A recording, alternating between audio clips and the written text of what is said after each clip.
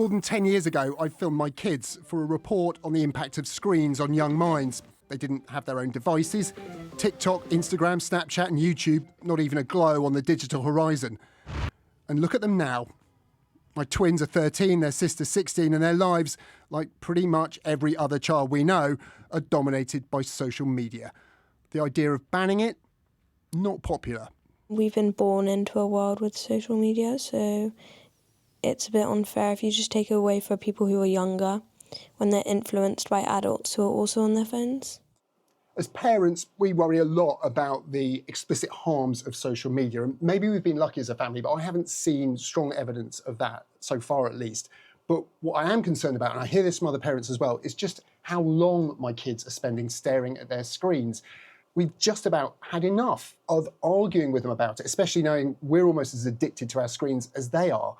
And now it seems everybody else is coming to the same conclusion.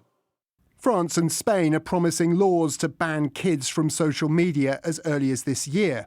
Austria, the Czech Republic, Denmark, Finland, Greece, Italy and Slovenia have proposed similar legislation. Portugal is considering parental consent for child social media access.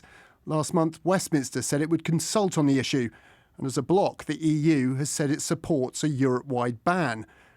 So have we reached a tipping point where social media companies will be forced to amend their products?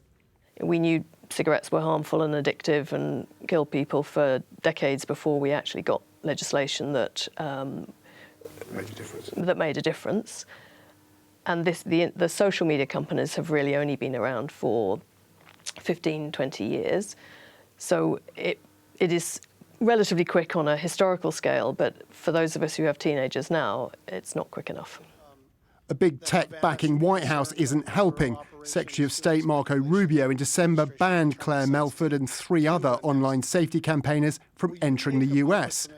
Another legally resident in New York was threatened with deportation. I wasn't surprised because we know the impact of big tech, their big money on government in America and around the world. But of course, it was shocking as a family to be threatened with potential detention just for the things I said. To hold platform executives legally. The tech bros are fighting back too when Spain's Prime Minister announced his social media ban.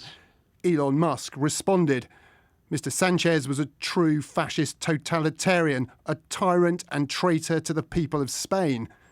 The US public may not agree. American parents are angry, with states backing social media bans and court cases, like one underway in California, putting pressure on the platforms. I see, from my perspective, as someone that's been pushing for transparency and accountability of social media platforms for over 9 years now, that actually we are further along in that battle than we ever have been. And I think that ultimately we will be able to renegotiate the toxic relationship that we have with tech. It looks like public opinion will ultimately force big tech to make social media a safer, better place for children. But don't hold your breath.